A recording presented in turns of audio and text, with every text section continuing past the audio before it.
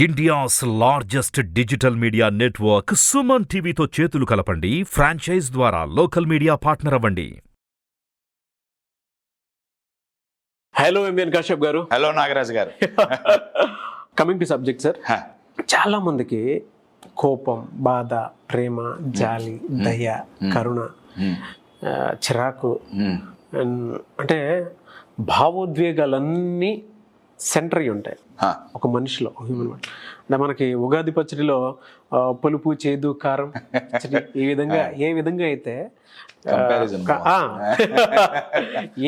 అయితే ఉగాది పచ్చడిలో కావాలని చెప్పేసి మనం అనుకుంటాము, దాన్ని బ్యాలెన్స్ చేయడానికి కొన్ని ఇంగ్రీడియంట్స్ వాడతాం మనం. అలాగే మనిషిలో ఒక్కొక్క పాయింట్ ఒక్కొక్క ట్రిగర్ అయినప్పుడు ఇమోషనల్గా ఇంబ్యాలెన్స్ అయిపోతూ ఉంటాము. ఆ స్థితిని బ్యాలెన్స్ చెయ్యాలి అని అంటే ఎలా? ఎందుకంటే భావోద్వేగాలతో కూడుకున్నటువంటి సెంటర్ పాయింట్ ఒకటి ఉంటుంది. పాయింట్లో కొన్ని విషయాలు బ్యాలెన్స్డ్గా ఉంటేనే జీవితం బాగుంటుంది, మనసు రెండు బాగుంటాయి. దాన్ని బ్యాలెన్స్ చేయాలి అని అంటే ఎలా చేంజెస్ చూడాలంటారు అసలు మనం? బ్యాలెన్స్ అనేది చాలా వెరీ పవర్ఫుల్ వర్డ్ అండి. ఈ ఒక్క పదం చాలా డీప్ మీనింగ్ ఉన్న పదం, రైట్? అయితే ఇమోషన్స్ని బ్యాలెన్స్ చేయాలన్నా, ఇమోషనల్గా మానసికంగా ఇమోషనల్గా దృఢంగా ఉండాలన్నా, స్థిరంగా ఉండాలన్నా, షేక్ అవ్వకుండా, బీ అన్షేకబుల్ అంటాం, షేక్ అవ్వకుండా ఉండాలంటే మనం ఉండే ఇల్లు మారాలి. అంటే మనం ఆ ఇల్లు ఏదో చెప్తే ఆ ఇల్లు అంటే మళ్ళీ వాస్తు ఆస్ట్రాలజీ అనుకున్నారు, అది కాదు. నేను గ్రహస్థితి కంటే మనస్థితి మీద ఎక్కువ ఫోకస్ చేస్తాను. ఓకే. సో నేను ఇల్లు అని ఎందుకు అంటున్నా అంటే, మనం ఇప్పుడు పొద్దున్నే వర్క్కి వెళ్ళాం, రైట్? అంతా పనంతా అవగొట్టుకొని కష్టపడి ఫైనల్గా ఎక్కడికి వెళ్తాం? ఇంటికి వస్తాం కదా. ఓ 4 రోజులు టూర్ వెళ్ళాం, ఫైనల్గా ఇంటికి వస్తాం కదా. ఏదేమైనా తిరిగి ఇంటికి వస్తాం. Yes or no? మనకు ఒక ఇల్లు ఉంది, రైట్? అది ఫిజికల్ ఇల్లు అండి. ఇమోషనల్గా ప్రతి ఒక్క వ్యక్తి తెలియకుండా ఒక హోమ్ కన్స్ట్రక్ట్ చేసుకుంటుంది, మైండ్లో కన్స్ట్రక్ట్ చేసుకోవడం జరుగుతుంది. దాన్ని నేను ఇమోషనల్ హోమ్ అంటున్నా. అంటే బయట ప్రాబ్లం వచ్చినా, కష్టం వచ్చినా, ఛాలెంజ్ వచ్చినా, పరిస్థితులు అనుకూలించకపోయినా, ఫెయిల్ అయినా, లాస్ అయినా, దుఃఖం వచ్చినా, సుఖం వచ్చినా వాళ్ళు ఈ హోమ్లోకే వెళ్తారు. టు గివ్ యూ క్లారిటీ, మనం ఇల్లు ఇప్పుడు సిమెంట్ వగేరా వాటితో ఇల్లు కట్టుకుంటాం, బ్రిక్స్ వగేరా వాటితో, రైట్?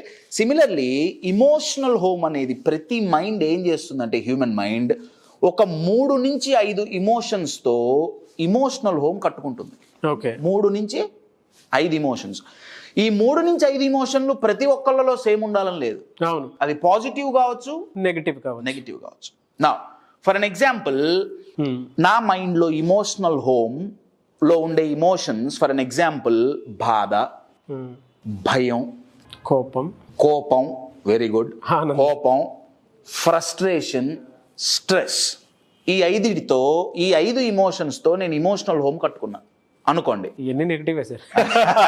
అందుకే చెప్తున్నా, బాధ, భయం, కోపం, ఫ్రస్ట్రేషన్, స్ట్రెస్.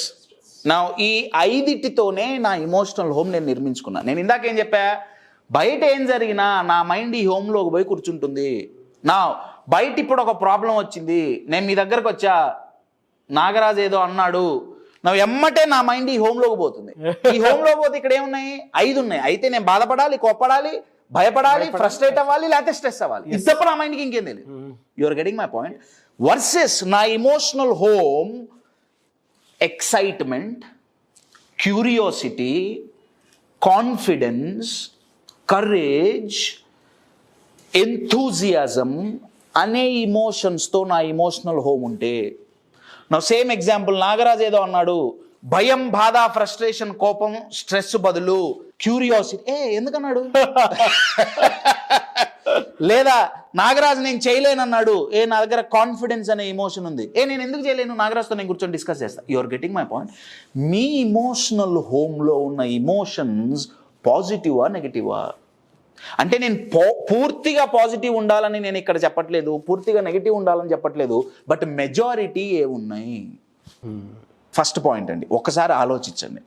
ఇది తెలవాలంటే సింపుల్ క్వశ్చన్. మీరు ఒక 1 వీక్ ఆర్ 2 వీక్స్ ఎక్కువగా లాస్ట్ 2 వీక్స్లో మీరు ఏ ఇమోషన్స్ మీలో ట్రిగర్ అయినాయి, అదే మీ ఇమోషనల్ హోమ్. ఇప్పుడు మనం ఉంటున్న ఇల్లు క్లీన్గా లేకుండా, గోడలకంతా బూజులు బట్టి, వెంటిలేషన్ సరిగ్గా లేకుండా, చెత్తంతా పేరుకుపోయి ఆ చెత్త కుళ్ళిపోయి కంపు కొడుతుంటే మీరు అట్లా చెప్తుంటే మైండ్లో ఎన్ని వచ్చేసి అటువంటి ఇంట్లో మీరు ఉండగలుగుతారా? ఎందుకు ఉండదు సార్, చెప్తుంటేనే ఉండలేకపోతున్నాము. 95% పీపుల్ ఉండే ఇల్లు అట్లాంటిదే, Yes. Emotional home.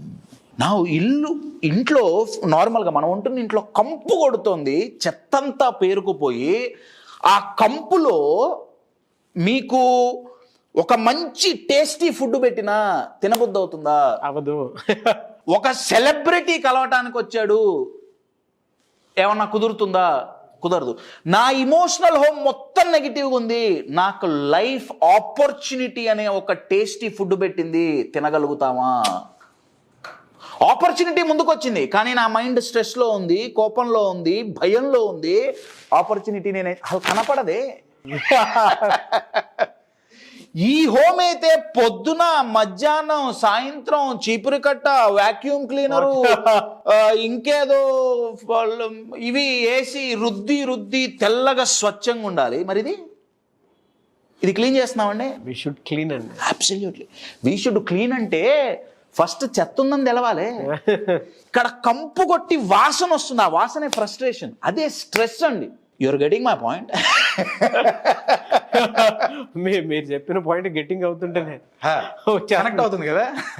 ఇప్పుడు మీ ఇంట్లో వాల్స్ మీద ఏవో పెయింటింగ్స్, ఏవో ఫోటోగ్రాఫ్స్ ఉంటాయి కదండి. అవునండి. మీ ఇంట్లో మీకు ఇప్పుడు బెడ్రూమ్లో మ్యారేజ్ కొత్తల్లో దిగిన భార్యాభర్తల ఫోటో, చాలా ప్రేమగా ఆప్యాయంగా నవ్వుతూ చేతులేసుకొని భార్యాభర్త ఫోటో. You're getting it. ఏదో హాల్లో, మా ఇంట్లో అయితే ముందు హాల్లో పెద్ద కృష్ణుడి ఫోటో ఉంటుంది.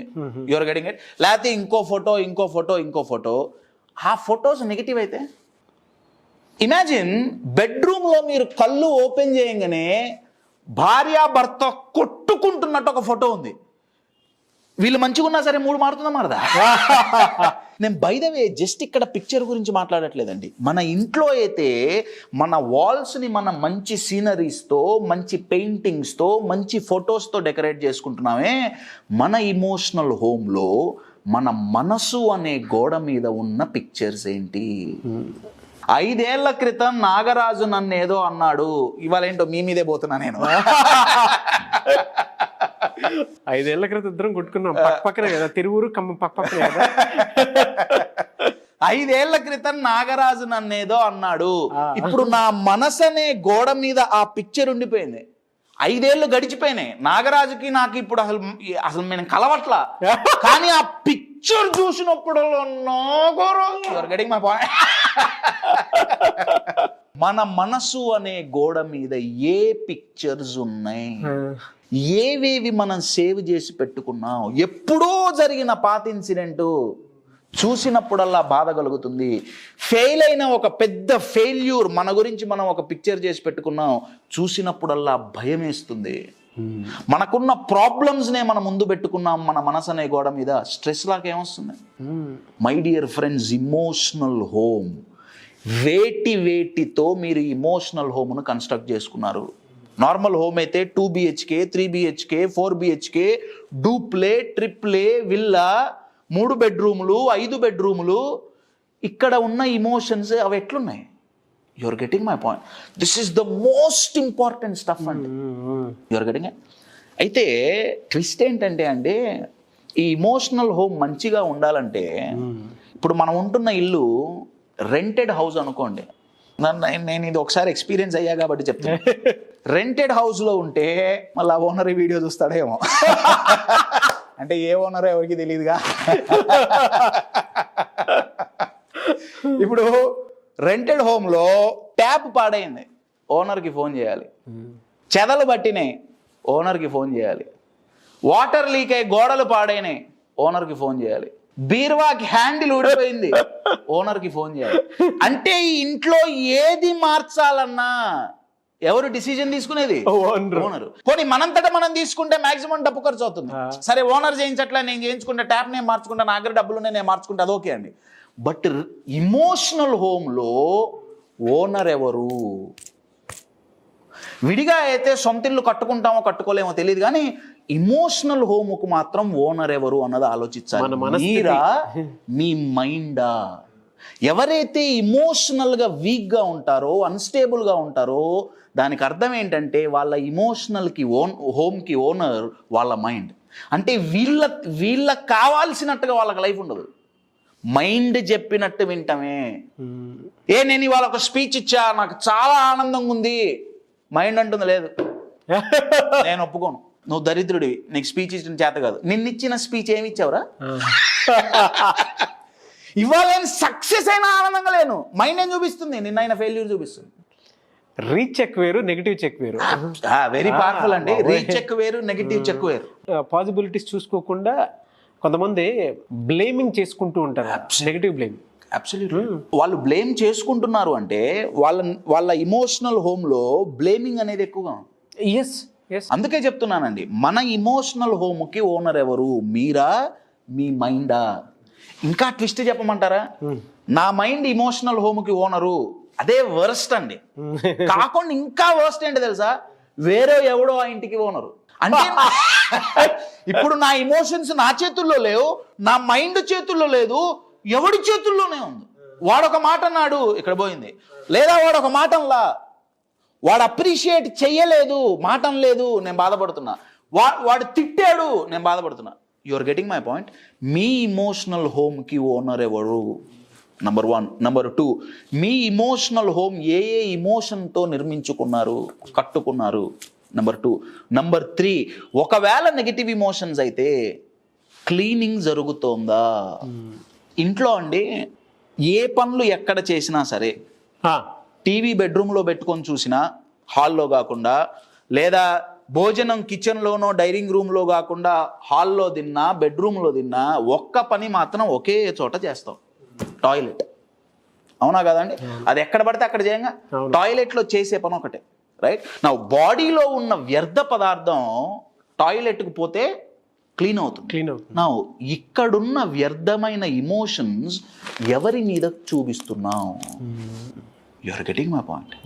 నేనెంతో ప్రేమించిన వాళ్ళ మీద, నా తండ్రి మీదో, నా తల్లి మీదో, నా భార్య మీదో, లేదో నేను అమ్మాయినైతే నా భర్త మీదో, నా చెల్లి మీదో, నా అక్క మీదో, ఈ ఇమోషనల్ టాయిలెట్ ఇంట్లో అయితే దానికి సెపరేట్ టాయిలెట్ ఉంది, మరి ఇమోషనల్ హోమ్లో? నా ఇదంతా జరుగుతుంటే నా రిలేషన్షిప్స్ బాగుంటాయా? బాగోవు. కొలాప్స్. చాలా పవర్ఫుల్ వర్డ్ అండి, కొలాప్స్. నార్మల్ ఇల్లు ఎప్పుడు కొలాప్స్ అవుతుంది? ఓ మంచి భూకంపం వచ్చింది అనుకోండి, మంచిది అక్కర్లా, చిన్న చాలు.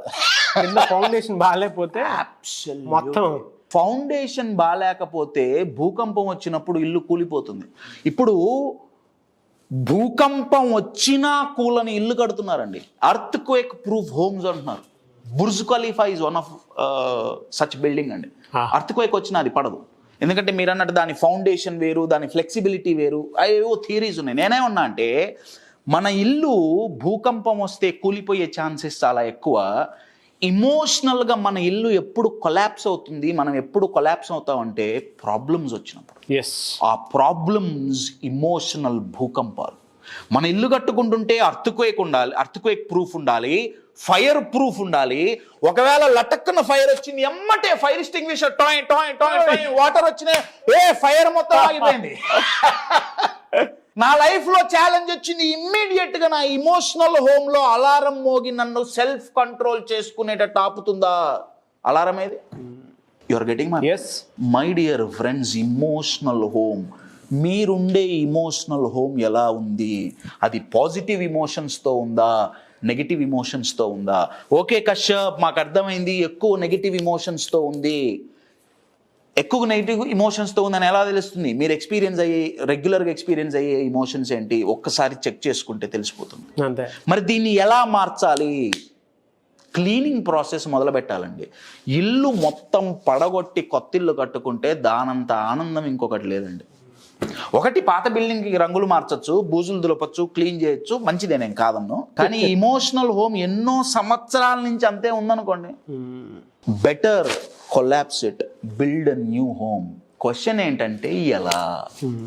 దానికే సైంటిఫిక్గా ఎన్నో పేటెంటెడ్ టెక్నిక్స్ ఎంతోమంది సైంటిస్టులు కనుక్కున్నారండి.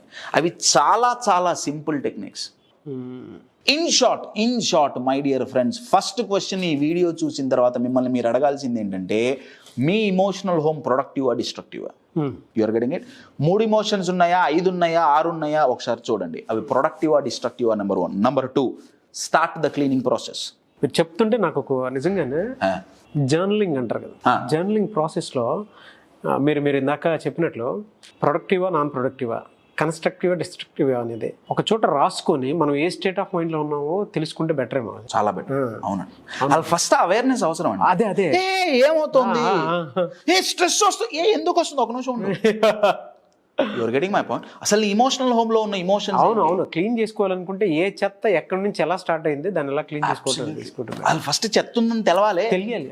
ఈజీగా తెలుస్తుందండి. ఒక్కసారి గనక మీరు కూర్చొని లాస్ట్ 2-3 వీక్స్ ఇన్ యావరేజ్ తీసుకొని ఏ ఇమోషన్స్ మీరు ఎక్కువగా ఎక్స్పీరియన్స్ అవుతున్నారు ఒకసారి చూస్తే మీకే ఐడియా వస్తుంది. ఒక 3 వీక్స్ 3 వీక్స్ అనేది చాలా మంచి టైం. అవును యువర్ గెటింగ్ ఇట్. నా ఇమోషనల్ హోమ్ కొత్తది కన్స్ట్రక్ట్ చేయాలి, డెఫినెట్లీ ఇట్ రిక్వైర్స్ ట్రైనింగ్ అండి. డెఫినెట్లీ మన మైండ్కి ట్రైనింగ్ ఇవ్వాల్సి ఉంటుంది. Fantastic bro. Thank you so much and wish you all the best. Thank you.